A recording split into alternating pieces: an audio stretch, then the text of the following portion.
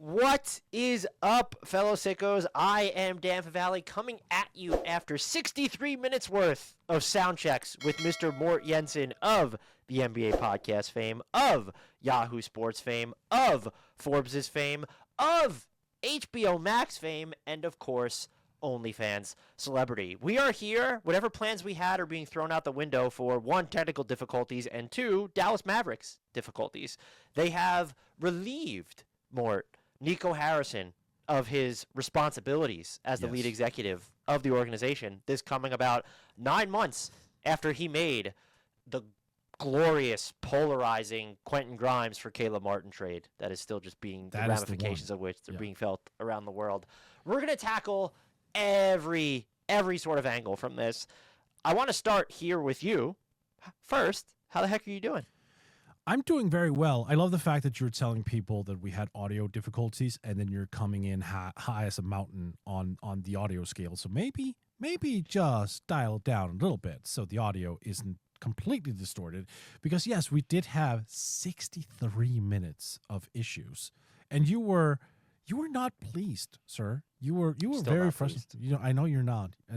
You're probably as pleased as Dallas Mavericks fans right now, which is saying something. I'm just, the multi-$1,000 podcast setup continues to just be a bang for its buck. Mort, though, what was your reaction when you first saw the news? And it was, by the way, it was preemptive news to where Shams did the whole, he's expected to be fired at a 10 a.m., 10:30 Central a.m. Standard Time meeting. That's like, Nico Harrison has to know, because there was reports before that Patrick Dumont was meeting with people behind the scenes prior to their most recent game, which, by the way, they could have won.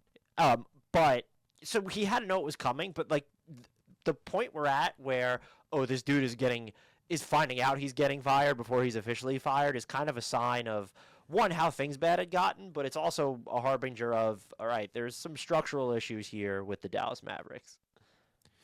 So my first reaction was, how is this solving anything?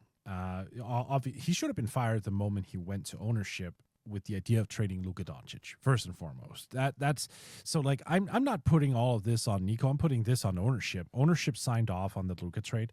Ownership signed off, more importantly, on the Quentin Grimes trade. Like, what the hell? But they signed off on those deals. And, you know, obviously Nico is the front figure. He was the guy who failed to get a good return as well. So I think overall, when it comes to like straight structures, you as a general manager or a team president or whatever have you, like lead executive, you go to your ownership group, you say, okay, I'm thinking about A, B, and C. And they go, all right, that's interesting. Like, we can get behind this vision of yours. So, like, do your thing. And then that person goes out and finds a trade package, and Bob's your uncle, right? So Nico obviously failed in getting full bang for the buck for Luka. His idea of just negotiating with one team, although that's been sort of rebuffed a little bit, I think. But like, regardless, that was always dumb. It should have become a bidding war because it's Luka Doncic. It's not one of those situations where, if we made it public, then his value would diminish. It's Luka Doncic. What are you smoking? Like, I do agree with that, but do you think that what would have happened if those talks had become public and it became this feeding frenzy? Do you think that the divorce would have been uglier? Is there a chance that they might not have been able to get another? Just the fact that Anthony Davis didn't know it was coming, LeBron didn't know it was coming in LA, or at least those are the reports. Is there any chance it could have been upended if this became more of a public spectacle? Like, could you imagine Mavs fans if this came out as well? Like, that would even have given ownership a chance to, like, like, you guys hate this idea to this point? Like, okay, maybe let's not. Hey, Nico, why did you suggest this? Like, look at how everyone, media pundits, fans, like literally everyone on planet Earth who doesn't even like basketball, hate this trade. Like, why did you present that to us? And then Nico would have, a problem trying to explain that, because how do you explain that? Like, well, I just don't like fat Europeans. Is that like the rationale? So my thing is, this is ownership. Like, the title here on this segment was Nico Harrison the real problem? Like, yes and no, but ownership is the by far the biggest problem here. They accepted the terms. They accepted that this was going to be a thing, that trading Luka Doncic was something that they bought into. So he should have been fired long ago. The fact that he's being fired now is not changing anything for me whatsoever. Like, he should have been fired. Okay. Now they're waiting. Now they're trying. He was trying to build something in his vision, and then they fired him, 10 games into the season, 9 games into the season. It's just, this is probably currently at least, the most unserious franchise in the NBA. Congratulations, Kings fans. Congratulations. I think the Pelicans still have them beat. All right, that's fair. That's if we're ranking in terms of unseriousness. Come on, Dan. Just catching strays, man. They're not catching strays. They've done it to themselves at this point. I do agree with a lot of what you said, and what I also can't wrap my head around is Patrick Dumont has kind of made it seem like we tried to give him as long as we could after this. It was, you said, 11 games into the season, and what were the internal expectations for this team with Kyrie Irving out, with Anthony Davis also missing time, with Derek Lively II injured again, because under normal circumstances, couldn't you look at, yes, some of the games the Mavs lost, absolutely, losing to this version of the Pelicans, or that version of the Pelicans, inexcusable, regardless of who's on the floor. At the same time, like, couldn't you look at this start, given what they've had to just forget about the Luka trade? Couldn't you look at this start as completely explainable, given what they've had? They're missing their crown jewel of the Luka Doncic trade for a good chunk of it. And to me, and I think this supports your point, this felt very much not like Patrick Dumont taking control of the situation, although there was the report that he apologized for the Luka trade to the fan that flipped him off. Did you see that story? That was really funny. I can't remember who phrased it like this, but it really does feel like him just giving the fan base its pound of flesh. And I do think that fans are probably happy, as they should be, that this decision was made. I'm curious to see where they direct their frustrations moving forward if things don't work out. It's not going to be towards, they have co-GMs right now and Michael Finley and Matt Riccardi. It's not going to be towards them unless they have the license to just do whatever they want. We have reports saying that Dumont is more involved in not just basketball decisions, but game decisions, where Anthony Davis would have apparently already played if Patrick Dumont and others had not gotten involved. It makes for a very weird hierarchical structure in Dallas, and I would agree that there's still, Nico Harrison he clearly thought he was the smartest guy in the room with the Luka Doncic, because why else would you make that and that's the thing that where if you really wanted to point the finger at Nico, is that you want someone at the super C-suite level who's maybe not going to meddle as much. And so Patrick Dumont is trusting his basketball decision makers. At the same time, if he comes to you with this, to be so out of touch with the organization or have that much faith in him to sign off on it is part of your responsibility. But the thing I can't shake with Nico is that the way that Luka Doncic was just thrown under the bus after he left the Dallas Mavericks organization. And that, I think, was part of, not all of it, for sure. The trade itself is just unforgivable and inexplicable. But part of there not being any chance of redemption for him was what happened after the move and how they railroaded Luka on the way out forward. By the way, the big thing was his weight. There was the work ethic, and there were some other off-court things they were worried about, was the weight. Anthony Davis shows up to camp this year, 15 pounds heavier than he was apparently when he left the offseason. I'm not here to weight watch Anthony Davis, but you don't get to trade Luka Doncic and say he doesn't stay in shape, and then you're dealing with this star who's played, what did Anthony Davis end up playing in? 30? How many games has he put? 34 for Dallas? So it's just, he hasn't many? No, that might even be, that sounds way too high. He's played 14 games total 14 for Dallas. Games. And is Luka played 34th for the Lakers? Is that probably what it is? That might make more sense. So, or that's probably not even high enough. I'll double check what Luka's played in for the Lakers right now. Like, that's one of the issues I just can't shake here. 35. So it's just, you traded him because he wasn't available enough for someone who historically has been less available or dealt with more injuries than Luka has. I just don't, I'm so curious to see where they go from here, but like, okay, who is Patrick Dumont now going to bear more of the culpability? Because this still, as you pointed out, this was his trade just as much it was Nico's trade, even though he isn't the one who seems like he went out and sought it. You kind of hope that the next person in line to get out of the organization is Jason Kidd, right? On some level. Like, you get hopefully you get a managerial team in there because like currently, Riccardi and Finley are interim. Like we don't know if they're going to get the job, full time. So this isn't an AD thing, but like I hate the way that Jason Kidd is just starting out Cooper Flag's career by playing him at the 1. I think that's just too much too soon. I understand the vision. I think it's ridiculous. I think that's something that's a year 2 or year 3 project, honestly. So like for me, this gives me hope if I was a Mavs fan that all right, now the ball can start to roll. Now you're getting some new blood into the managerial team. Perhaps that leads to a head coach who is better than what the current one is. Perhaps this gives you a level of structure to finally, once and for all, get over the hump of that Luka trade and say, okay, let's start over. Because now Anthony Davis should be fair game. Whoever comes in is not married to Anthony Davis, is not married to Kyrie Irving, is not married to, sorry, D'Angelo Russell. I shouldn't be laughing. So presumably that person is going to get the necessary freedom to make changes. Well, at least you hope so.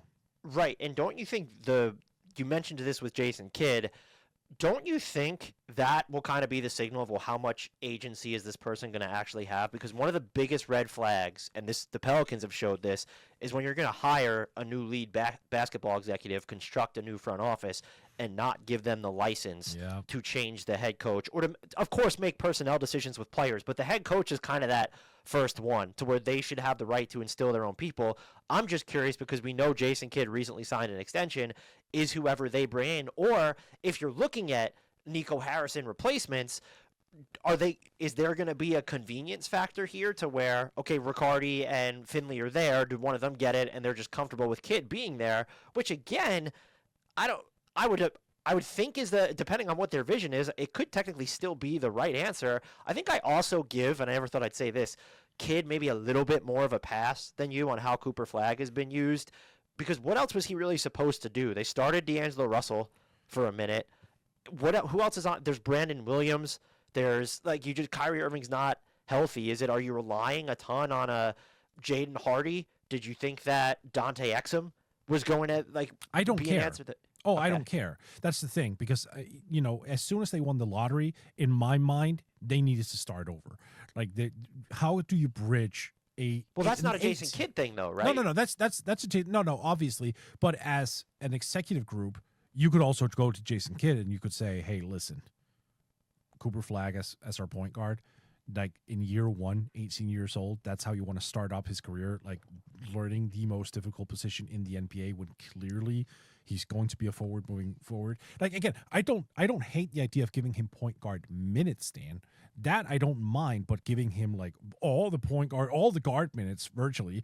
Let's just I know these are noisy. I fully concede that these numbers from Basketball Reference are noisy, but 29% of his minutes at point guard, 69% of his minutes at 2. That's 3%, 2% because of the margin of error there. Come on, he has to at least get a chance to play more forward, because that is the role he's going to play moving forward. He's not going to be a full-time point guard down the line. I'm not fighting back against that. I'm just saying and I agree with you that the Mavs should have, as soon as they won the lottery, should have hit the reset button, cut their losses on the Luka Doncic stuff, and reconstructed their future on Cooper Flag. You signed D'Angelo Russell. Yeah. You have Brandon Williams. You have Jaden Hardy. Dante Exum is a knee injury. He's yet to play this season. I just don't fault Kidd. I guess you could say throughout the course of a game, should he have got, especially when you look at some of the big man injuries they've been dealing with, should they've been able to put Cooper Flag in better spots. This team has dog shit spacing too. Mm-hmm. So to me it's more of this was a top down. Had they given you more shooting or someone who could actually dribble aside from D'Angelo Russell and then you continued to play Cooper Flag as primarily on the ball a bunch or in that de facto point guard spot, I think I'd be more with you on Jason Kidd, he shoulders some of the blame in this, but I don't know what else he was really supposed to do, and maybe it's because I view the D'Angelo Russell and they did try it. For how many games did he end up starting? He ended up starting 3. Okay, we gave him one too many. So is that his Cardinal? He should have went to that soon. I don't know.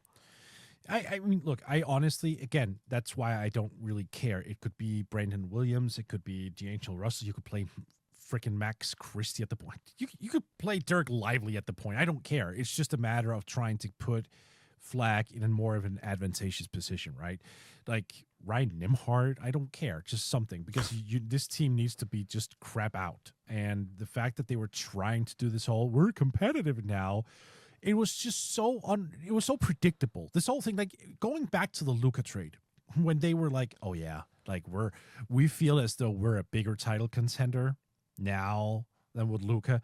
Like everyone saw through the BS. Not a single person worth his or her salt was like, oh yeah, I'm buying into this. Like, yeah, go Mavs, go. Like, no, everyone was like out. Mark Cuban has done literally everything in his power over the past 9 months to just kind of say, wasn't my call, wasn't my decision. Like he's done everything he could to distance himself from all this in a way where he said, like, if I still know the team, I wouldn't do this. And it's just like everything has just been so predictable in how it turned out. And now Nico at least is gone. I don't trust ownership. We'll see what happens at the new managerial level. If they come in with this mandate, Jason Kidd needs to remain, then sorry, Mavs fans, you're just screwed. I would agree, but I want to ask you, since you brought it up, is there any escaping the Luka Doncic trade for the organization? No. This is a man who dragged their sorry ass to the finals by his teeth. He was nursing 3 injuries going into the finals. And here's part of this why, by the way, Dan, something that sticks in my head a little bit. Also in terms of like ownership and whatnot. You remember against the Celtics in the finals, Luka was just dragged for bad defense, for everything. He was just dragged. The guy had a bad ankle, and on the other side of his body, he had a bad knee. He had a torso that was messed up. So he was nursing 3 somewhat major injuries. So his movability was limited, severely limited. And yet he was just like put through the mud by every media outlet out there. I wonder at times if like Nico Harrison leveraged that to ownership and said, look, this won't work. We need something else. We need a defensive minded big man, because he was also always into defense, not realizing the situation he was in and frankly the privilege that he had of having Luka Doncic on his roster. So no, there's no escaping this ever. What I feel is important to differentiate, and something that I think is just generally important to remember, is when we see fans online like dragging other fan bases or criticizing other fan bases, like I want the record to always consistently reflect that Dallas Mavericks fans were never a part of this. Like they were never like, oh yeah, I'm on board with this. That fan base deserves all, and I do mean all, of the sympathy for this trade. Like, so it's so important to differentiate the Mavs organization. Like they can never escape the Luka trade. Mavs fans, they deserve to have like be put in some kind of box and said, yeah, we're not going to put anything on you. We're not going to laugh at you for what happened, because you fucking hated this, as you should. No, and it's now they're going to watch him on the Lakers for however long he's there, which is just this team that's a boogeyman for not supposed to be for a team like the Mavericks, but so much of the discourse, I feel like it's improved over the past couple years, but this doesn't do anything to kind of escape the belief that the Lakers and these other teams, but it really comes back to the Lakers a lot. I know people mention the Knicks, but they're not necessarily free agency heavyweights all the time. Shout out Jalen Brunson.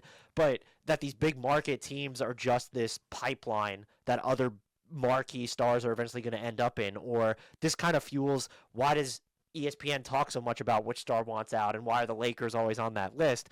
They didn't do Nico Harrison and Dumont, and the Mavericks didn't do anything to help that discourse. I think the other important differentiation now that needs to be made, and I think Mavs fans are smart enough to do it. I think the analysts, that would be you and I, maybe not looped in under how it's talked about, but there will still just be whoever is manning the new front office. You need to give them, like, it's sort of like when Sean Marks took over when Brooklyn had no picks, tore it down anyway. Yeah. The Mavs have no picks either. They have this year's picks, and they have this year's pick, and then they don't control 27 through 2030. So the next time they have control of their own first round pick is 2031. We're going to get into some hypothetical trades probably in a couple minutes, but I think it'll be important to differentiate that. Okay, we can't just judge this situation now against what's happening with Luka in Los Angeles or what Anthony Davis even becomes, because look at the Wizards. When Dawkins and Winger took over there, they kind of just washed their hands of Bradley Beal. The return was panned at the time. But I don't think Anthony Davis is going to fetch as much as people think that Anthony Davis should fetch when you look at the injuries and age.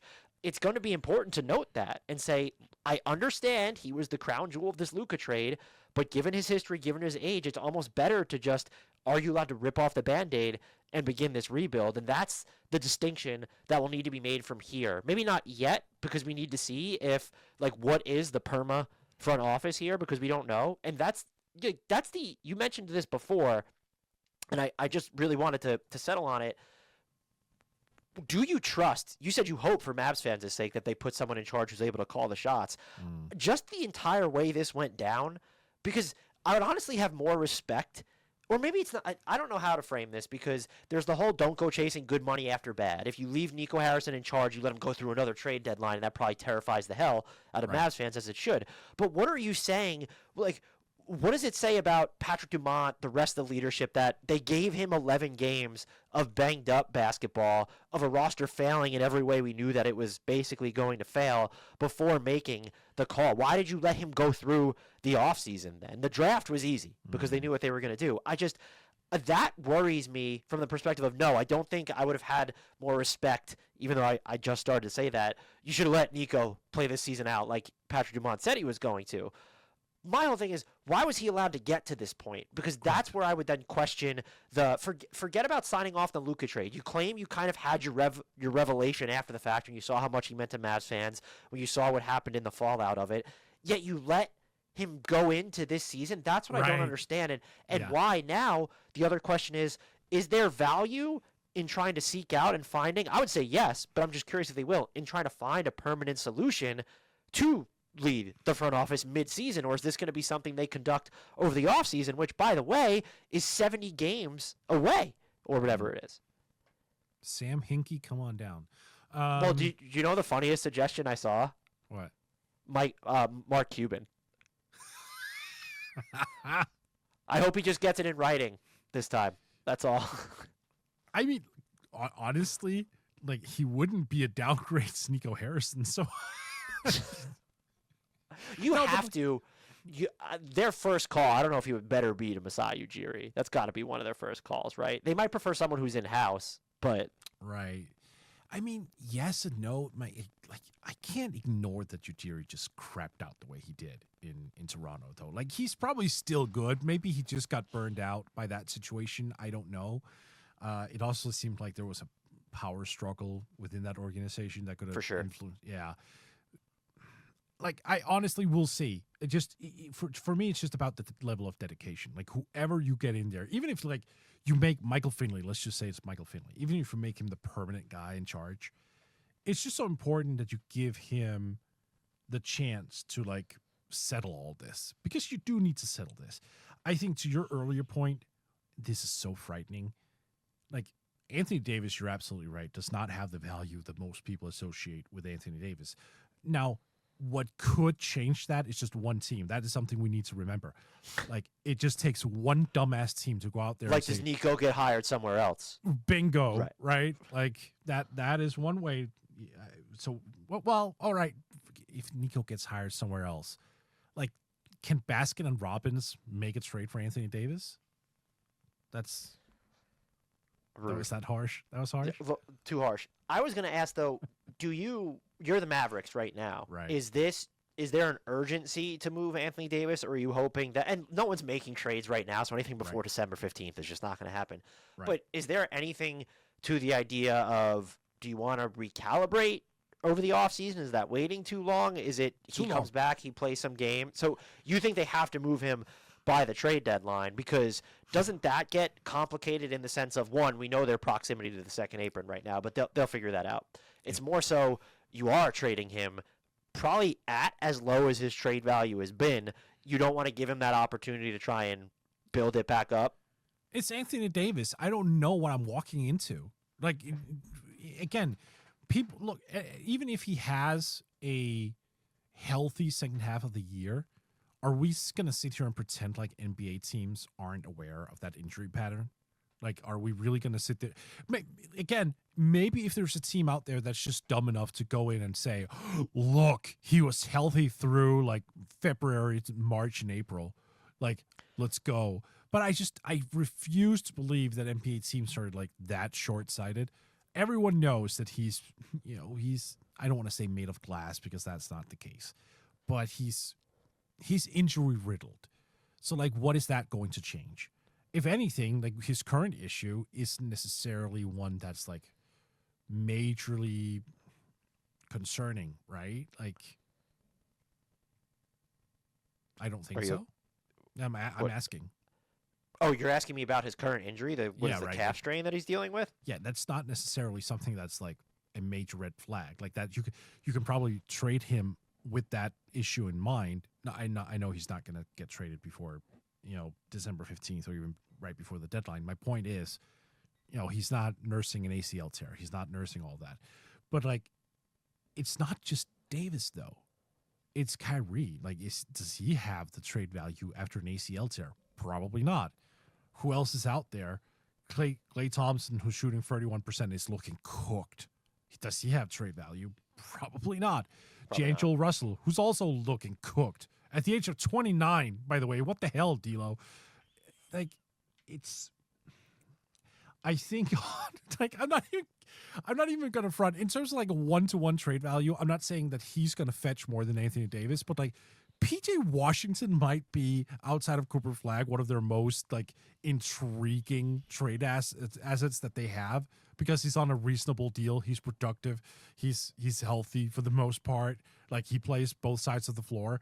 Like, I understand if they go into the trade deadline and say, all right, like, maybe where we get real value, something that we just know we got in hand, that's PJ Washington, which is wild to say. PJ Washington can't be traded this season after his extension. Thank you. That is right. It was that's over an 120. That's an offseason. That was over 120%. Thank you. Yes. It's late. We took 63 minutes to record. Well, I think so. You're at the AD front, to stick there for a second. I think you're right because he has another guaranteed year left on his deal, then a player option after that.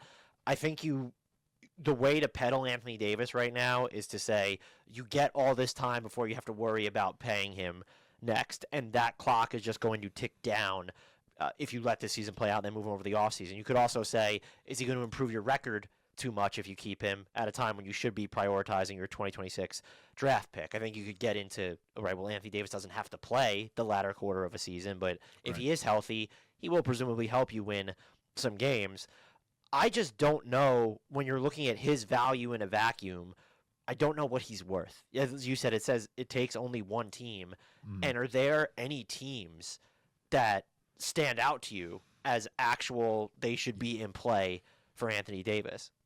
Short or will? There's a difference. Both. I mean, there's probably some teams that shouldn't, that will get involved. If you think those are the Bulls going to come calling, and is that what's going to happen?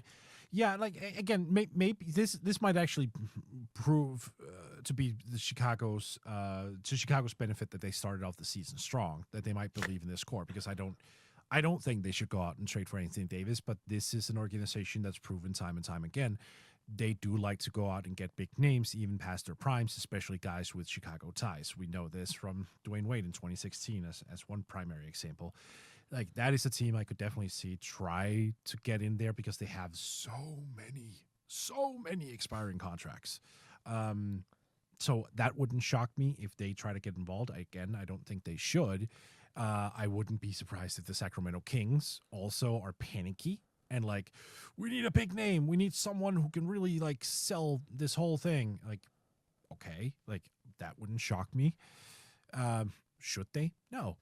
There really aren't a lot of teams out there that should. One thing I consider a little bit interesting, and I need to align their values, or not values, like, are they earning the exact same amount of money? I think they are, so this is legal. How, sir, would you like an Anthony Davis for Jimmy Butler swap? As the Warriors? No. Anthony Davis can't help. There might be some struggles with this in Golden State too. Anthony Davis doesn't help my offense when Steph is off the floor. You're going to run into some of the same offensive issues you do with Draymond Green, Anthony Davis, and Jonathan Kuminga, except that Anthony Davis is not as good as a ball handler or passer as Jimmy Butler. So, no, that would be a hard no if I'm Golden State there, which is kind of why no, you can tell me if I'm being too harsh on that because he is younger than Jimmy Butler is. I just like this the fit with Steph, but I hear you. Like, that's an interesting component. Like, they're not really short on the bigs. Like, they need the wings more so, and they need playmaking wings. Jimmy is that. But like, if that's where we are we saying that's a hard no, Anthony Davis for Jimmy Butler? I'm wondering if I jumped to I probably, if I'm Golden State, would say no. Right. Is that maybe that's dumb? That might be dumb on my end. Maybe not, but like, that's the thing. If we don't know, that speaks volumes, right, of his trade value? Well, yeah. That's why I mean, don't even know what to peg his trade value at. I think there's even like, I'm just like you, I've tried to be racking my brain for destinations ever since this came out. Well, what team could I see like really going in for him? Would you do something like, he's injured now too, they're both injured, but like, does Phoenix try and get involved? They have that Jalen Green salary. That could be interesting. Yeah. Not for Dallas, right? No, I mean, they get younger at the very least. I don't love a Cooper Flag Jalen Green duo, but like, that could be a part of going the way. How about Minnesota, where you package Gobert and I guess, what would that be? God, that's actually difficult to find like the right trade components. Yeah, it would probably have to be Gobert and Dante DiVincenzo. Maybe you have to throw Dillingham in there as well, I think, just because. That's so underwhelming. It's very underwhelming. And even I think the Wolves could even say, no, we're not doing that. Right. Rudy Gobert is going to be more available, and we trust him to anchor our defense, at least through the regular season, more than Anthony Davis would. And there's a team that should have been interested like a month ago, but they're getting production out of their center now, which is going to make that a hard no. That's Detroit. Like, I would have loved to see AD in Detroit, but Jalen Duren is like, nope. They were a team we were going to talk about today before this news broke. They are. Sign me all the way up. I'm in on this version of the Pistons. So yeah, keep an Anthony Davis trade all the way away from these Pistons. And by the way, that's another component you mentioned. His next team better make it a mandate that, hey, you're a center. Maybe there'll be some dual big lineups, but this is not like, you don't have the jumper of a 4. Your handle isn't as much as an anomaly if you're playing. If you're a 5, all that stuff is great. You're not really a liability as a shooter. Anything you could do with the ball in your hands is kind of a plus there still. That's going to have to be, I would say, a non-negotiable for me. Do you know what team I thought of?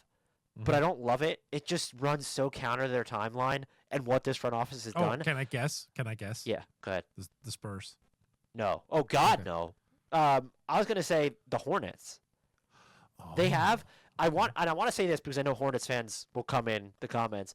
Ryan Kalkbrenner and Moussa Diabate have actually been really good this year. I've been really impressed with Kalkbrenner specifically just because I knew nothing about him coming into the NBA. If you could get, and they have Dallas's 2027 pick, if you're building something around, hey, you get this pick back. The other thing I had thought about is how it's Anthony Davis adjacent. I don't think the Hornets would be an Anthony Davis team, but they're a team that could, in theory, use a center. If you're the Hornets or the Mavericks, who says no?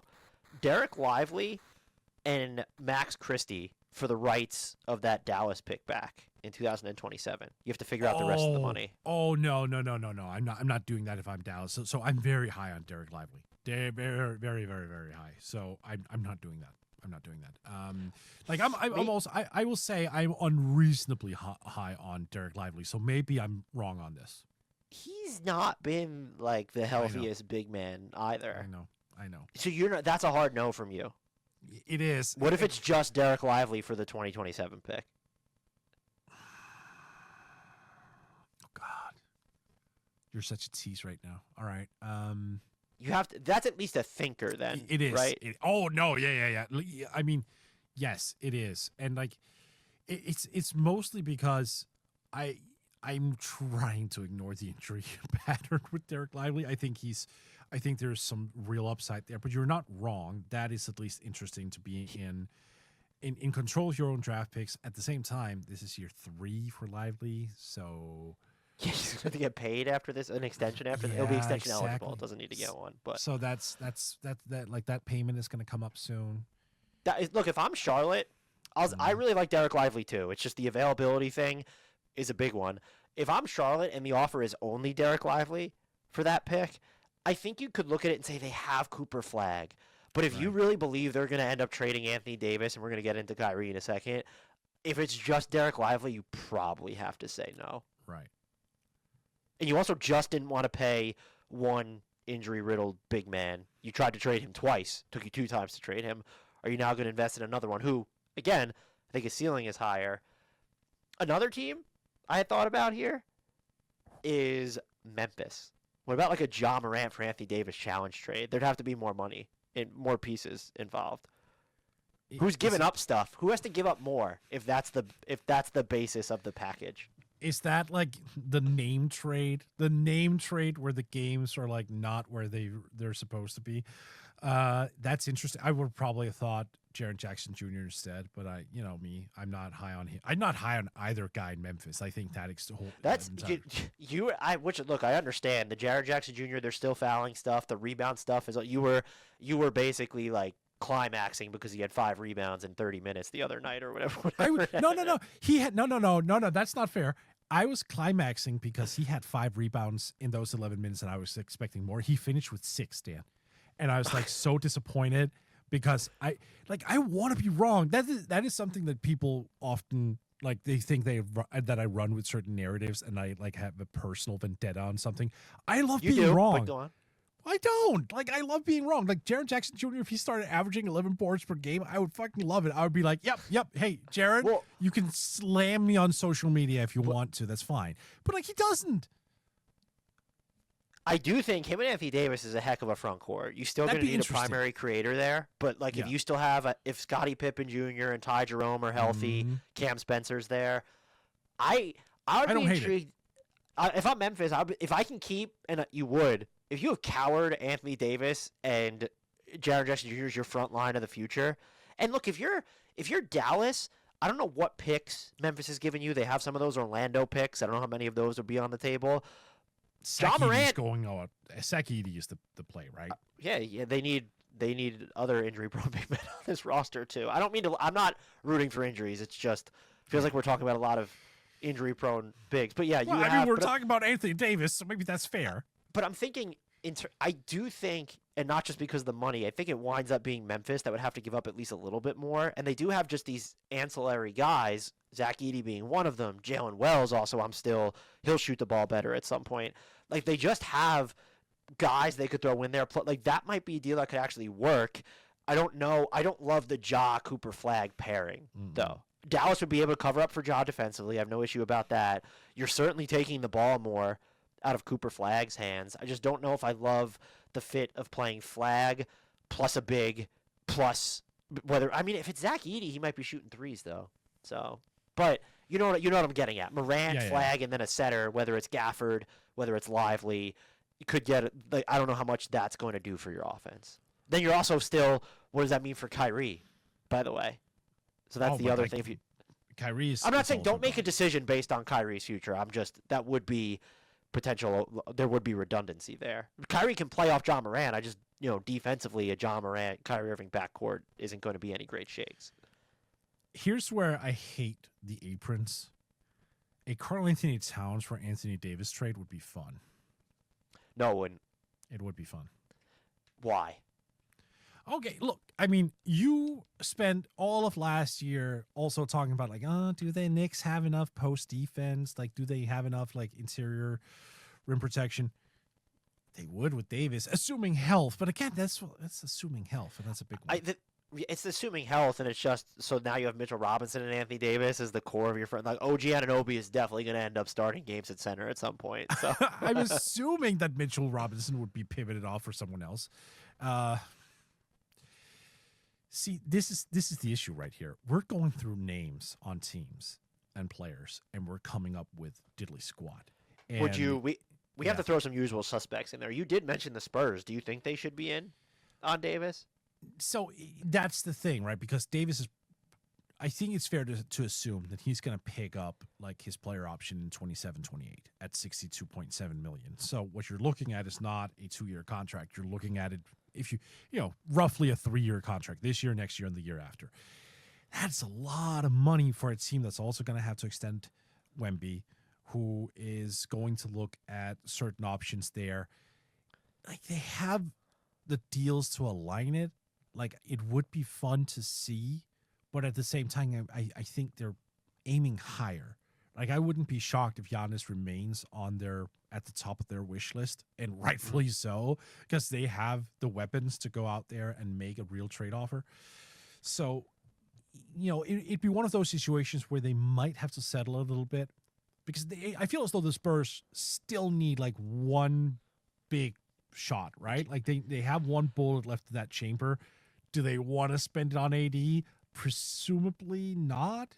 No, I think you would. I would prefer if you're going to go for all, but I guess that's not all in. And then also, what is the package? Look, De'Aaron Fox when he could be traded on February 4th, I think it is. So a day before the trade deadline. Traded. I was actually thinking more so. And again, this is where it gets rough because in season trades, you don't really do 3-for-1 guys, like because you can't do the rosters. But I was thinking somewhere centered around Barnes, Johnson, and Cornette or something like that. And then, so you're really juicing them with picks, like the rest of that deal is picks. Yeah, and like juicing is a relative term because I'm not even going to relinquish like all that much. Again, it depends. Like if I'm the Spurs, I could put in an offer, but it would be, in the lower end just to see, it's just like, yeah, we'll offer you this if that's the best offer you have, call us back. Sort of like they did with Kevin Durant, where it's just they ended up not with Kevin Durant. Yeah, I'm not. I guess they could. I don't know why I'm saying I don't love it. It's just I would prefer them if they were going to get that spot, a higher salary player. I'd obviously say I'd prefer for it to be Giannis, or maybe you're just looking more at like a wing type rather than going all in on a forward/big. What about? Why are we talking about this? He's going to end up in Miami, isn't he? Well, that was one of the teams on my list. I don't like the offensive fit of Bam and Anthony, especially the way the Heat have been playing offensively this year. I don't love the fit of Bam and AD at all. No, I don't either. That just seems like they have been star hunting for so long now that I'm just wondering if they're like, screw it, Davis is available. Let's just go get him. Which would be wrong, by the way. I don't love it. Especially because when you look at the money they would have to send out, you're sending out Tyler Hero as part of that, and then what are your other big salaries there? You can't trade Nikola Jovic is going to be poison pilled, so that's not going to do anything for you this season. You're not going to move Bam as part of that. You have Norman Powell's expiring deal, but he's like the spacing that him and Hero, you need at least one of them on this team if you have Bam and Anthony Davis. And we couldn't trade Terry Rozier, right? There was something there, the contract.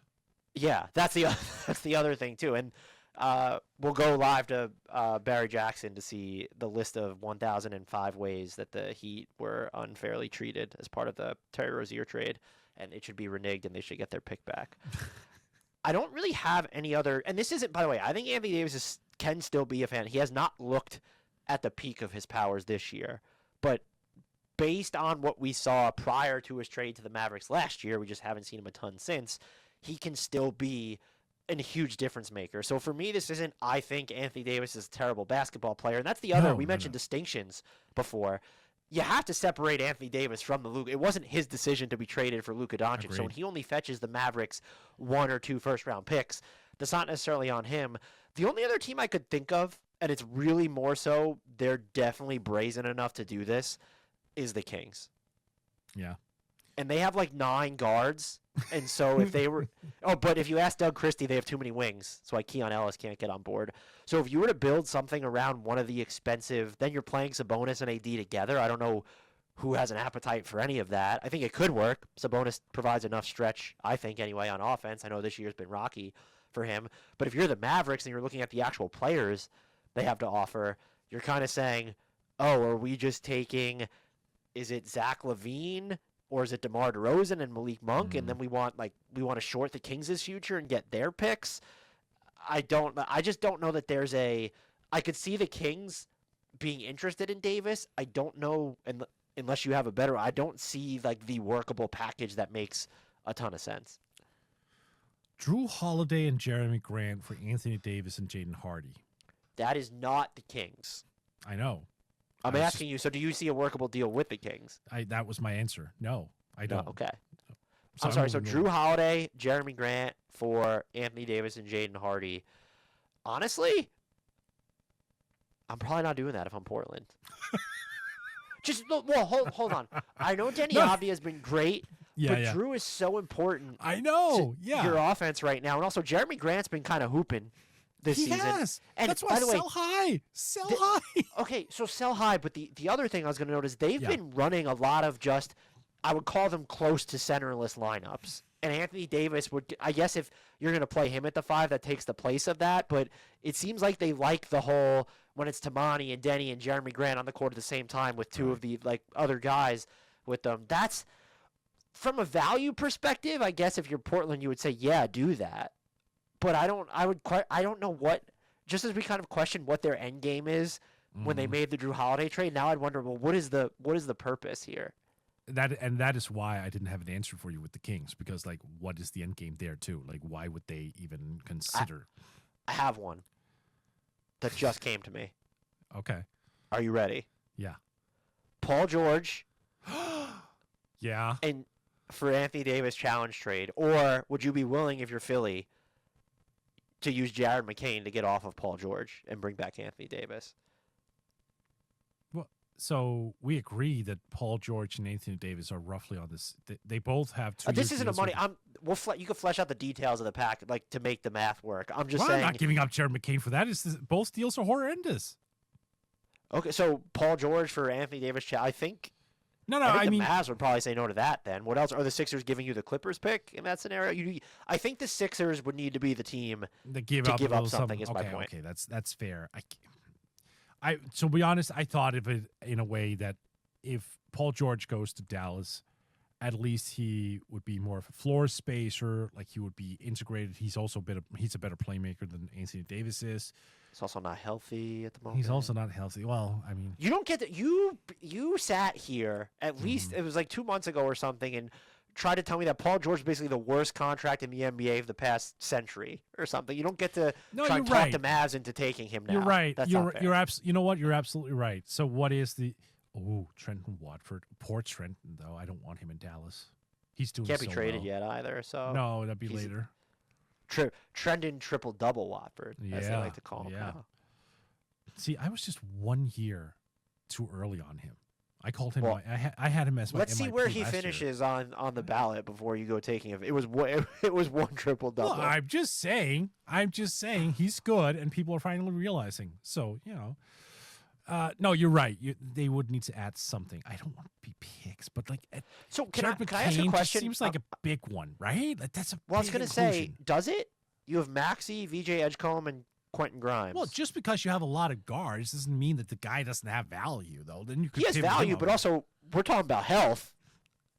How many games has Jared McCain played in? Well, I honestly need to look that up. 30-something, right?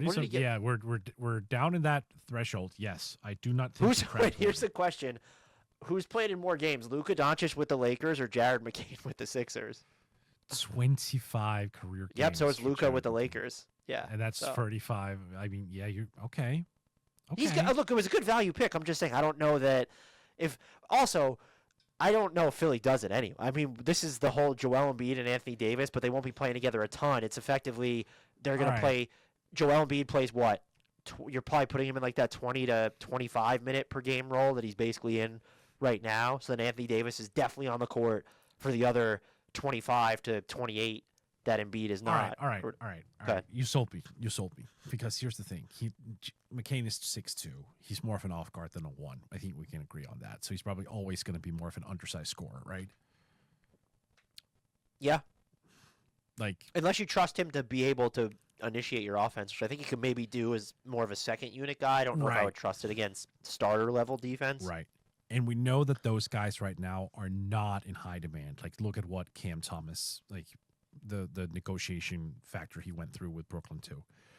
Are we sure that Jared McCain is not going to end up in a roughly similar situation if he's not showing on-ball skills?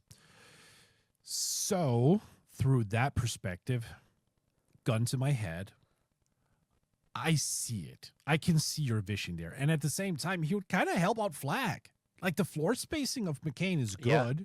Like, I don't hate that. That might be legitimately a decent deal. So what would that look like for Philly? So it's AD, Embiid, okay. Maxey. And then Maxey. And Edgecombe is a nice four-man base. And you're thinner. You're thinner at the wing, which you've been thin all year because Paul George wasn't playing. But right, you just bet on, like, okay, we have Justin Edwards, we have Kelly Oubre Jr., Quentin Grimes. Yeah. You just figure it out. Trenton Watford is still there, so you're not really going down on a lot of these issues. Okay. Like, we need to get the approval of our mutual buddy Brian Toporek, but, like, I don't. I feel like he's probably already posted about it on social media somewhere. Oh yeah, because that's how his brain works. Do you have?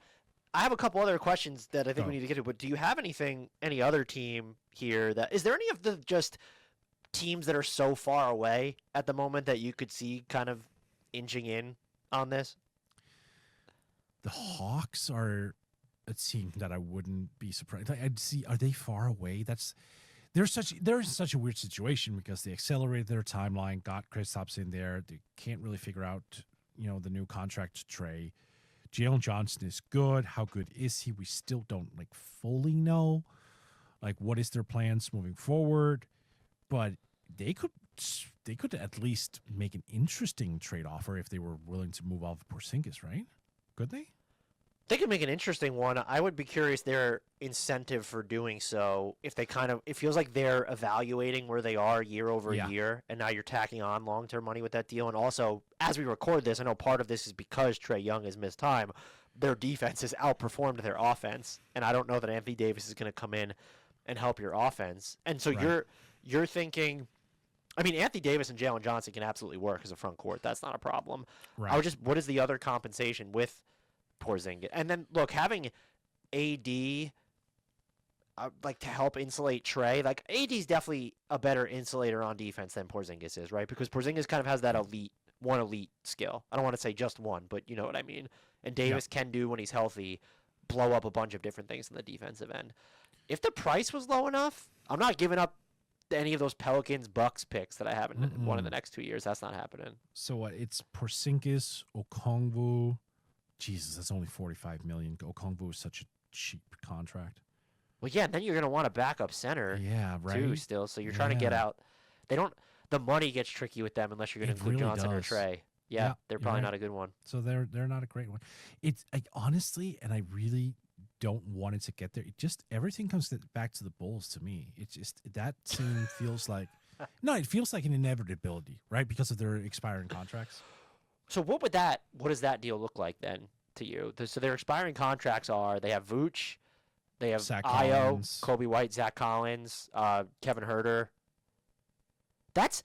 What is the compensation? So as the Mavericks, what are the Bulls get? Is it just draft equity? Because none of the players we mentioned they're going to look at and say, the value of the trade that we're building at the moment is they're getting off of long-term money, which is just in an AD trade you need to get more. Well, you need to, but can you? That's honestly, I'm just trying to play the devil's advocate here. I'm not specifically with the Bulls, just any team. If you have expiring contracts that can absorb Anthony Davis and just after this season take let me just see here, $111 million in future money off your books for Anthony Davis, do you at least consider it if there are no other deals for high value draft picks or young players? Look, if you're saying that you get to the market for AD and that there just isn't a market, then you reach do you think there's a chance they can't even get really anything for him? I feel like that overstates the gravity of the situation maybe 10 times over. So I'm not saying that, but I'm not closing the door. You know what I mean? We're at that point now where nothing shocks me anymore. Let's say we come into the trade deadline and we hear his name being mentioned all the time and we get continuous reports that The Mavericks are exploring trade options but are not finding the return that they're looking for. That is not something that would shock me whatsoever. Quite the opposite. Because, again, like the narrative around AD, which is fairly accurate, is he's often injured, often unavailable. For some inexplicable reason, he decides that I want to be a power forward, not realizing that, that's sure, but you're better at center. Like him not even realizing his own best position is also quite worrying. So I'm just thinking NBA teams must be aware of this. This is a guy who's earning 35% of the cap, like full blown, top tier max. Are you really that attractive of an asset? Like, we've just gone through the damn league, Dan. We can't really find anyone. So if that deal is there for like, hey, Mavs, you're not going to get any draft picks. You're not going to get any young players, but you are going to be able to just get him off the cap by 2026 and all of it. I'm just not closing that door. Like you brought up the Washington Wizards example of just, ripping off the Band-Aid. That would be it. So here's an interesting way to wrap the AD discussion then. By the way, does Emmanuel Quickly and Jakob Poeltl do anything for you as a Dallas Raptors fan? I think the Raptors probably say no. Yeah, so he's been having a rough year, and I don't want to be wrong about him, but I'm getting worried about Quickly. I'm really getting worried about it Quickly. The Mamu AD front court would hit like cocaine though. Colin Murray Boyle's an AD too. Yeah, Colin Murray Boyle's hitting some arc threes this year coming in as a rookie. I'm so glad he's actually playing. I was afraid he wasn't. What did we say? I think we both said, and I even said this to Samson Folk when we were talking for our Raptors look ahead. I said, I'm a Colin Murray Boyles guy. I wasn't a CMB on the Raptors guy. And now I'm a CMB can be anywhere guy. I just want to see CMB. That's where I'm at. I'll say, okay, let's do this. Over under 1.5 first round picks for Anthony Davis in an Anthony Davis trade. You're taking the under. I'm going to take the over. So, well, okay. Let's just clarify. First round pick is like that's painting with a broad brush, right? As well. Like, what are we talking here? Are we talking about We're talking about a first round pick. Yeah, protected, unprotected, projected to be late, projected to be high. What are we dealing with here? Let's say over under of 1.5 lottery protected or looser first round picks. Yes, or maybe even top 10 protected or looser first round picks. Let's go top 10 protected or looser. I'll still take the over there. I'm gonna go under. Now, are you baking in the fact that maybe one of these teams will trade a prospect and only one first round pick or something? So what about the equivalent of 2 first round picks? Okay, do you think they get more? That's or less? interesting. And again, that depends on the value of the prospect, right? No, I'm. You know what? Fuck it. I'm gonna say no. I'm gonna say under, and it's like I might be wrong. I just don't like the trade value. I just don't, and I could be very wrong about this, but look. Can the Lakers get there? He's played 14 games for Dallas, so it's not like he's been available first and foremost. What was it for the Lakers? He played 76 games. In 23-24, that was when we were all like, oh, look, he's healthy. This is great. And he went back to 51 last year. The year before the 76, we were all worried because that was 56 games. Then it was 40, 36 the year before. Like, you just can't, as an NBA organization, I'm just going to go to Basketball Reference and just go through this. So since his 28-age season, he's played in just 228 games. I can't ignore that, Dan. I can't. I don't think you can. As you said, though, I think it only takes one team. But to undermine my own argument, it's really hard to come up with a team right now that you think should be going all out to get Anthony Davis. Right. And part of that is the injuries. Part of it's the age. The other part is just his type of contract in the current salary cap climate. Maybe we should just get him to Milwaukee so they can waive and stretch him. They can't, by the way. I know the rules. They can't. They're already maxed out on that account. Could they get? It would take them if they wanted to trade for AD without giving up Giannis. They would have to wait for trade restrictions to lift, and it would still take 3 players, right? Because Miles Turner and Kyle Kuzma doesn't, or would that get you to That AD? is 47.7. Oh, that's way closer than I thought. Yeah, I underestimated how much Miles Turner was making. Yeah, they can get there. They can get there, I think. Right, because they're not even over a single apron. Yeah. Yeah, that could get them. Giannis, AD, and their and pick, nothing. The one pick they could trade in 2031 is Dallas. Is Dallas taking that? I mean, if AD is going out, I think they're taking whatever draft pick they can. I mean, that's where I'm at. Like, I might be wrong, but I just don't see what team is out there just salivating at the idea. What about the Clippers? Can the Clippers get there? Or the Clippers So you want to play him next to Zoo? I know Zoo hasn't had the best year, but I mean, look, he wants to be a 4. the James Harden for Anthony Davis challenge trade will reunite Kyrie and Harden. Oh God, that'd be amazingly stupid. No, I can't get there. Okay, let's wrap with this. Yeah. My favorite theoretical destination for Anthony Davis, recognizing it's never going to happen, is Memphis. Looking for Anthony Davis specifically. Right. Yeah, that's mine. What's yours? My best theoretical. The Bulls. No. That's no. Like again, he wouldn't be fun on teams where we don't really know where they are. Like, I understand your point earlier about the Knicks, though, but like a healthy AD in New York instead of Towns defensively would be interesting. Aren't you worried what that would do to their offense? Yes, that was exactly where I was getting to. Like, where would that go? Perhaps my most interesting, like, theoretical fit, and I'm not sure how they get there. I don't think there's really an opportunity, but they'll have to be patient with a 32-year-old who's like super injured all the time. Might be the Pacers, just for when Tyrese Halliburton comes back. So you're running. The plan would be to run him with Siakam and Halliburton. Mm-hmm. The Pacers are footing the bill for that. They're Who's probably going not. out in the AD trade. That's the thing. They're probably not. But like, it's at least easier to make that trade over the offseason as well. Like, you can use Nembhard, Toppin. Like, you can probably get there over the offseason. Do you think Troy Weaver can talk Joe Dumars into doing it in New Orleans? Like a Zion for AD challenge. Zion could come. AD could come in. He could play power forward next to Derek Queen. Mm-hmm. I mean, he knows the city. He's been around. He's been around. I think that's enough on Anthony Davis. What do you think happens with Kyrie? Like, if you're the Mavs, I think there's a couple things they could do. They could just trade him while he's injured before he comes back. They could bring him back, and if he comes back before the trade deadline, hope he increases his value. They could bring him back whenever he comes back, hopes he increases the value for himself over the offseason, or they just don't bring him back. What's the right way to handle Kyrie in the context of what the Mavs are going to look like from here?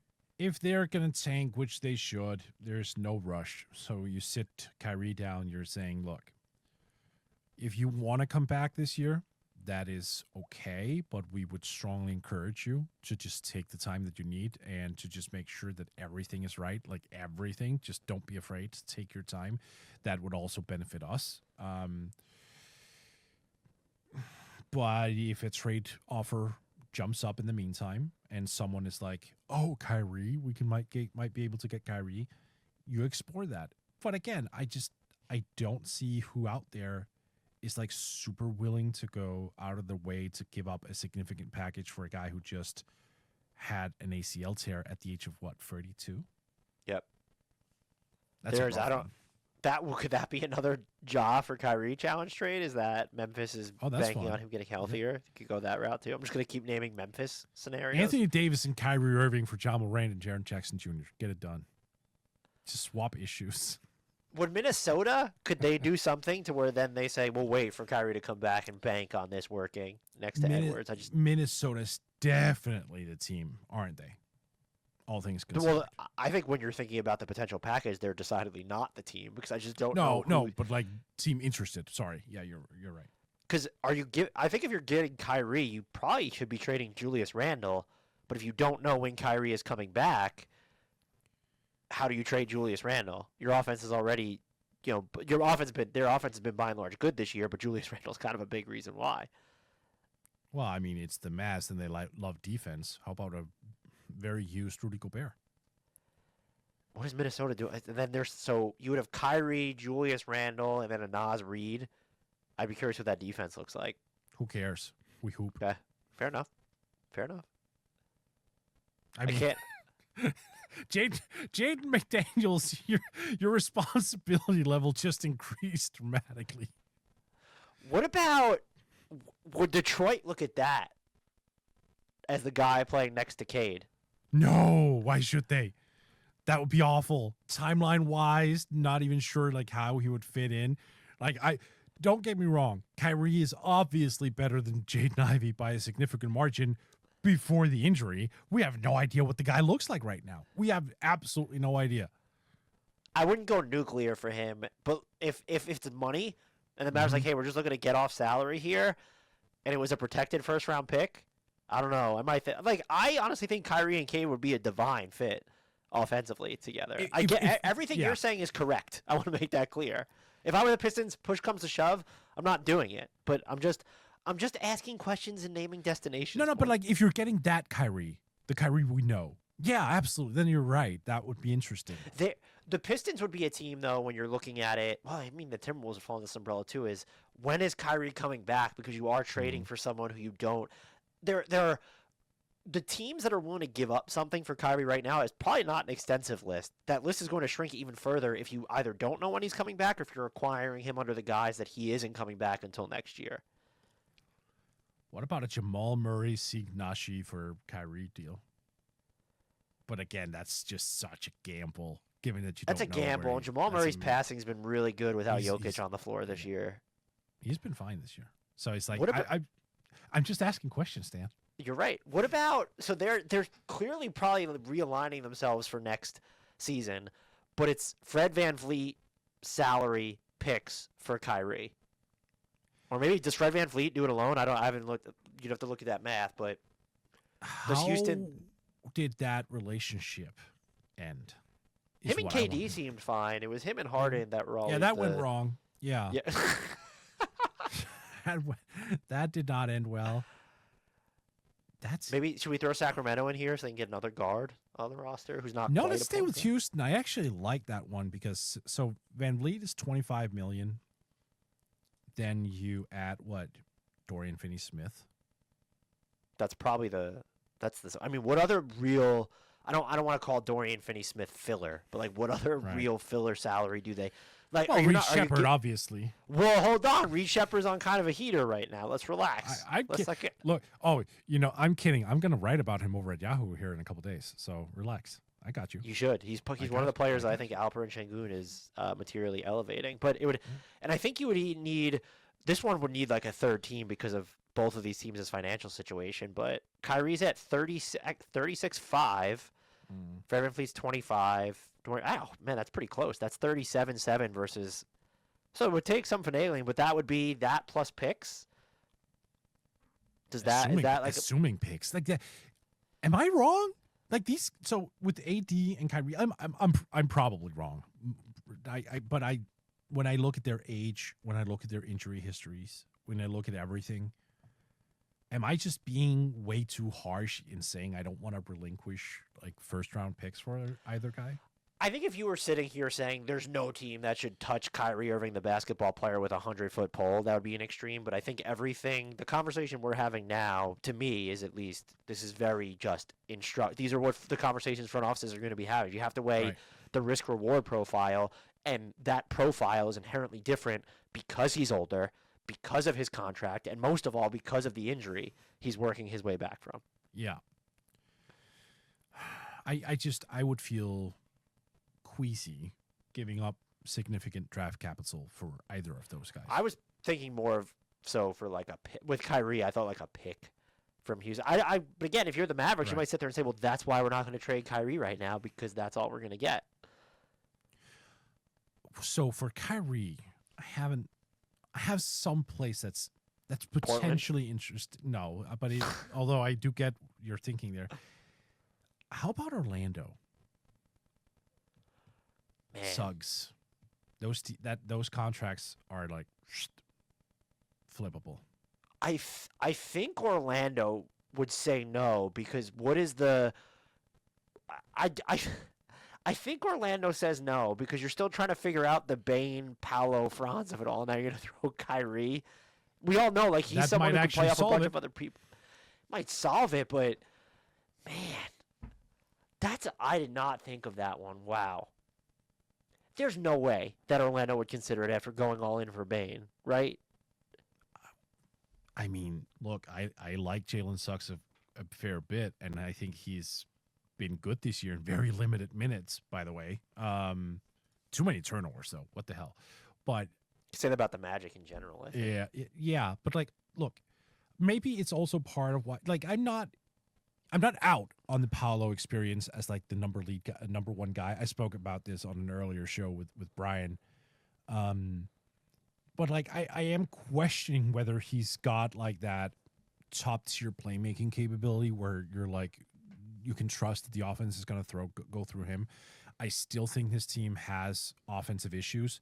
If you're getting a Kyrie who is just 80% of who he used to be, which I think at his age, considering the gravity of the injury, would be a win. It's not a bad like inclusion there. So you're running Kyrie, Bane, Franz, Paolo, and Wendell Carter in the starting lineup. I'm seeing some upside there at least. Yeah, I don't know why I'm just harping on. Okay, well, who is left after that?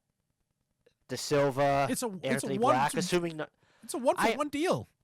Yeah, but that's what I'm saying is I'm not crazy about their depth as currently constructed. All right, but you're not hurt. I mean, again, you're not hurting the depth. Again, if you're getting Kyrie, I think you are. Well, you're not because Kyrie. One, you might be because how available is Kyrie? I know Suggs has dealt with his own issues, Right. but you're certainly diluting your defensive depth here. Okay, sure. But if there's a team out there that I actually trust to figure it, I know it's been rough defensively this year compared to previous seasons, but if there's a team out there I kind of trust to figure out their defense, it's probably Orlando, honestly. And at the same time, I'm going to repeat myself. I feel like I say this every single episode, but like we got to remember something here, Dan. It's the team with the most points at the end of the game that wins. Like that's production, point generation is sort of no pun intended, the point here.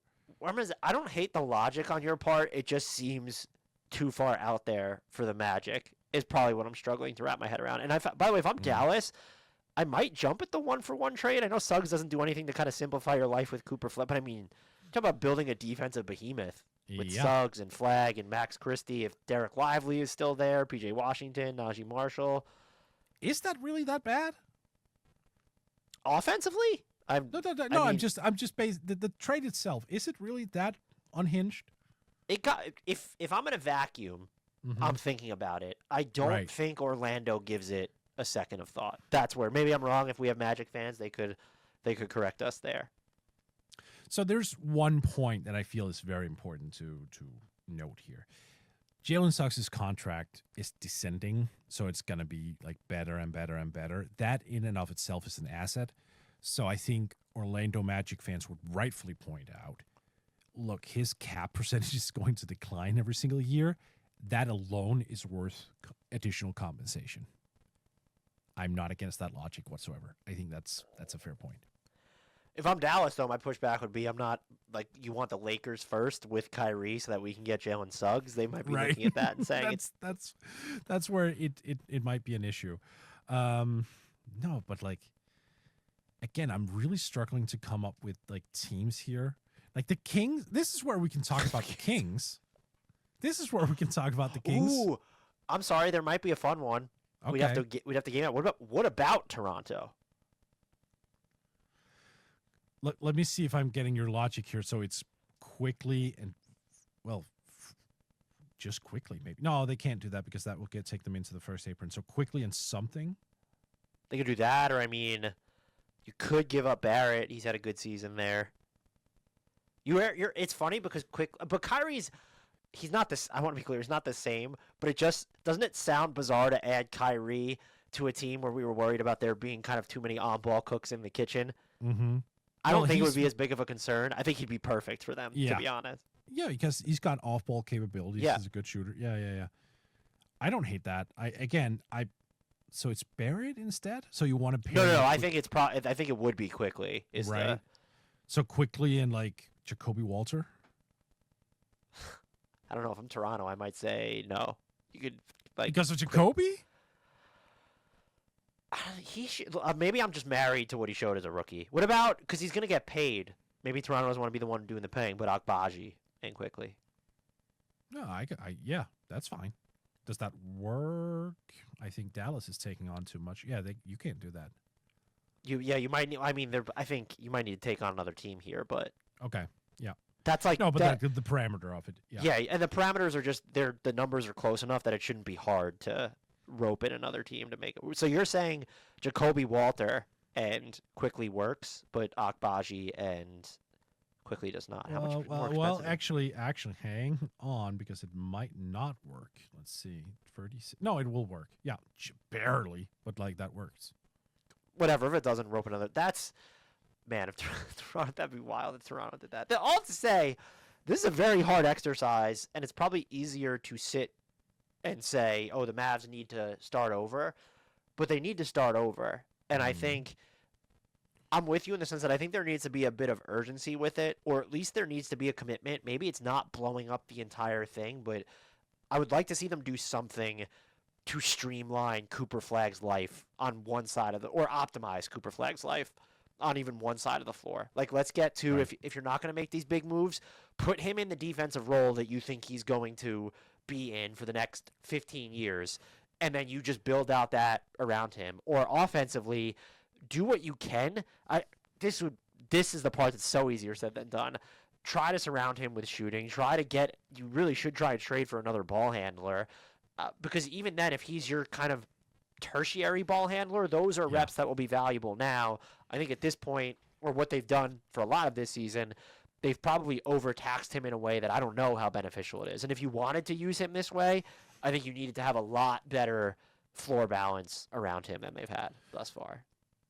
Imagine for a moment if ownership group in Dallas is thinking of this upside down than we are. We're all here sitting here presuming, oh yeah, they're going to build around Cooper Flagg. This is their future. Consider if their next managerial signing, they're like trying to say, okay, how do we accelerate this thing? Like, what can we get for Flagg? Could you imagine? Okay, whoa. I hope that. I wasn't going to go there, but I was going to, part of the issue here is that they have to have the stomach to redo this thing while not having the payoff in the draft unless they're getting any of their own selections back. And so what you're saying about, are they sitting here trying to accelerate it? I highly doubt they're having the should we trade the Cooper Flagg conversation. Oh, I was kidding, but that would be hilarious if that was the case. But is there a chance they're having the, well, how do we get really good by the start of next season conversation, because they don't control their own draft picks? And that's a dangerous way to look at things, because it might force you to act impulsively again. What can we get for Derek Lively, you mean? Yeah. Okay, I'm going to say something. I'm just asking questions. Is that very much impulsive at this point? If you were to just trade him for second-round picks, yes. But do you view Derek Lively as...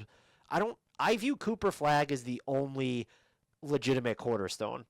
I love Derek Lively and what he looks like at his peak, but if you tell me that he's going to be healthy the rest of the season, okay, sure, we can have that conversation.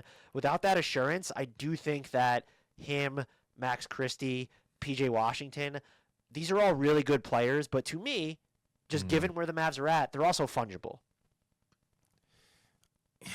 I get he's 21. That's why I'm like hesitant. Like I'm not saying, I don't think you seek out trades for Derek or use him as a throw-in to get off. But again, an example to circle back would be if Charlotte came calling and said, we'll give you back your 2027 pick for Derek Lively. That's a conversation, yes. Yeah, right.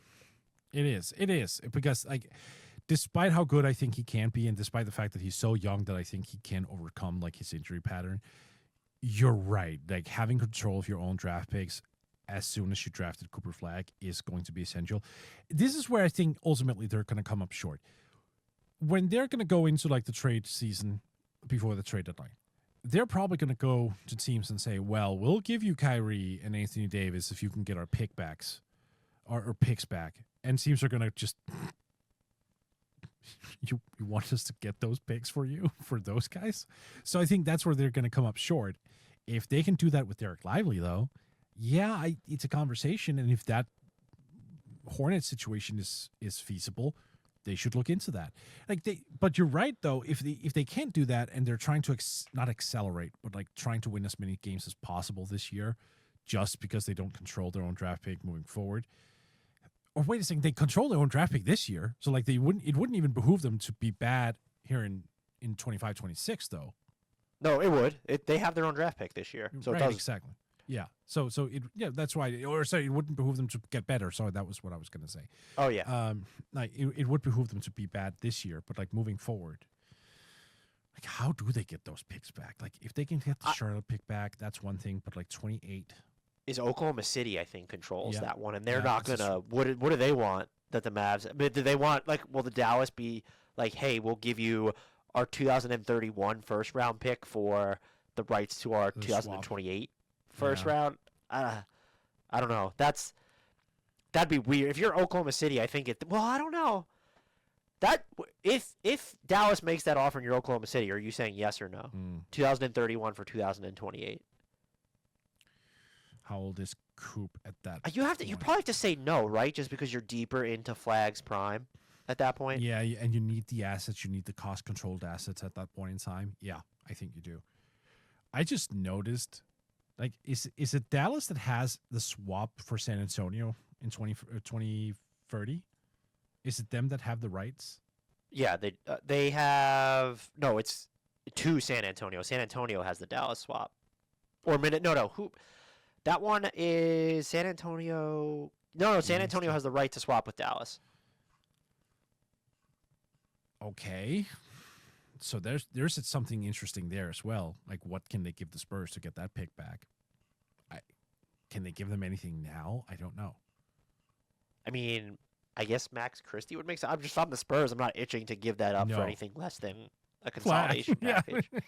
For Flag, I wasn't going to go that far, but yeah. No, but like that's the only interesting asset right now that you would probably give that up for. They do have this language is the finicky language is so Houston as part of giving Brooklyn its picks back, they get this is in 2029, they get the two most favorable of their own 29 first round pick, Dallas's 29 first round pick, and Phoenix's 29 first round pick.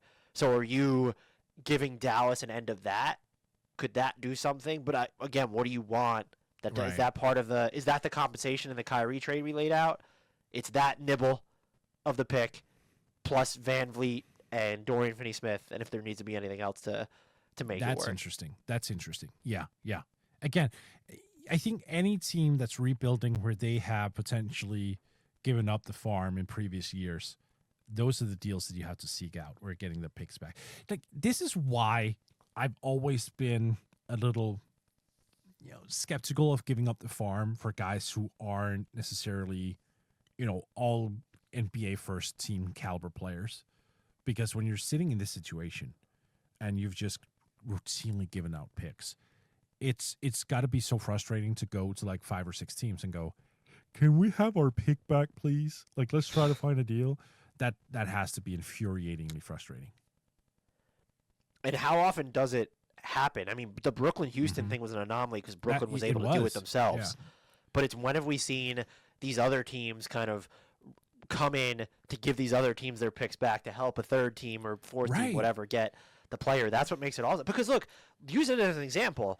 If you're Houston in the trade we outlined, you're getting something big as part of that. But if you're Charlotte, like knowing Derek Lively's extension eligible, knowing he's played in under 100 games for his career, and you still don't, by the way, you still don't even really know what he looks like independent of an elite playmaker.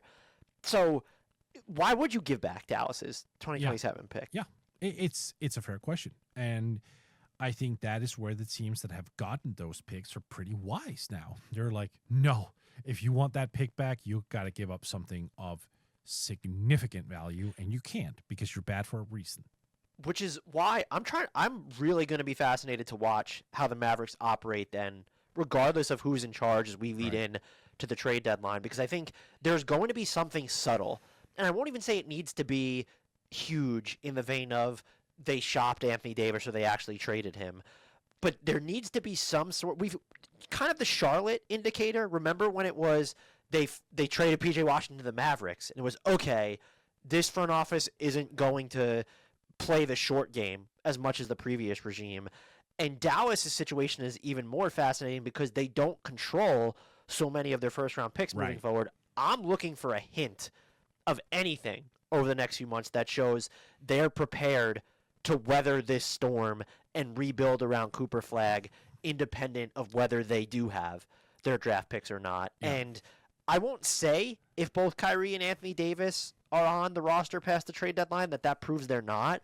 But it does, if Davis specifically, just because he's not dealing with an ACL type injury like Kyrie is still on this team and they haven't made any other moves, you're going to sit there and wonder, do they really believe that they can just get a high pick this year and come back next year and kind of pick up where Nico Harrison left off, basically? It's a good question. I don't have an answer for that. I don't know. I mean, you got to hope think that, maybe I'm giving them too much. I'm not giving them the benefit of the doubt, so maybe I'm just an idiot is the better way to couch this. I think that they're not going to go and short circuit this thing after this year. I don't think that they're going to look at this as a 1-year gap year thing. I would assume that Dumont specifically, or even more importantly, let's say Michael Finley, Riccardi they're in the running to have the permanent responsibilities. Right. Finley specifically, just being around this organization for as long as he has, even as a player, probably understands that this isn't going to work. But the bigger thing might be, this is a nice way to bookend it because we talked about this at the top, whoever's in charge, this might be more of an off-season thing, do they have the power to change the head coach?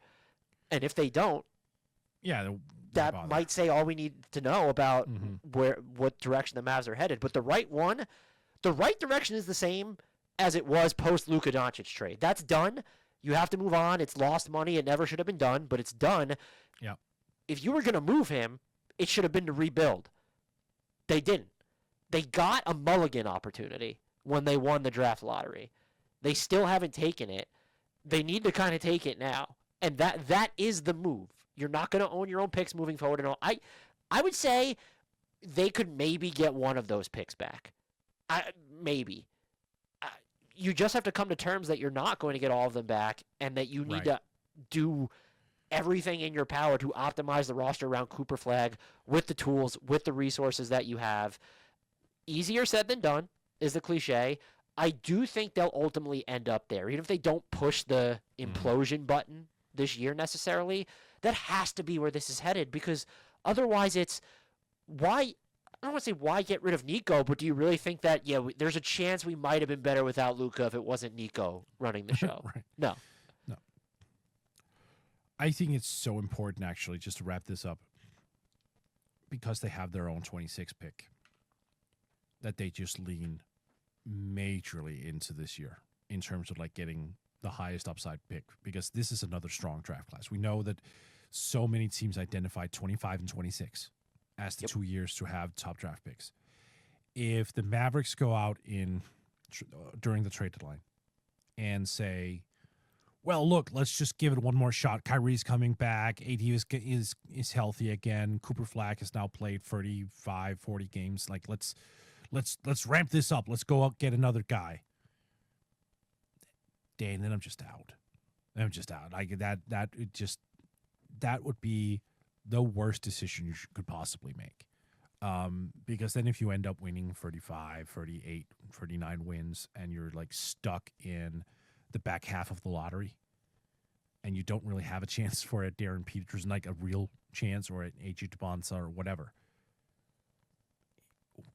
where are you going from there? This 2026 draft, it sounds so weird when you just had the number one pick in 2025 with Cooper Flag.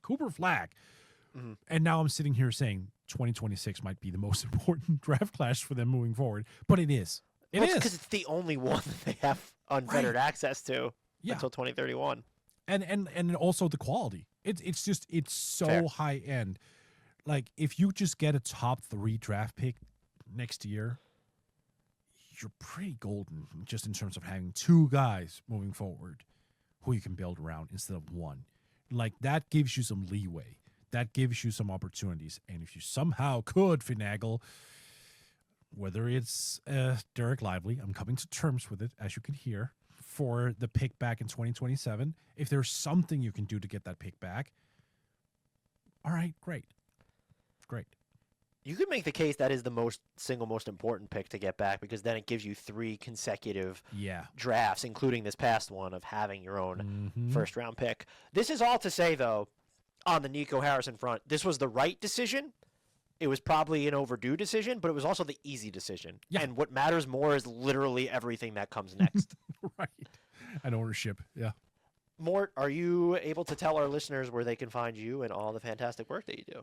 I'm not going to be able to tell people literally where they can find me because that'd be creepy, but they can find my work at least over at Yahoo Sports, over at Forbes, on the NBA podcast, and if you speak Danish, on the podcast Buzzer Beater. And if you want to catch games, you can listen to me over at HBO Max.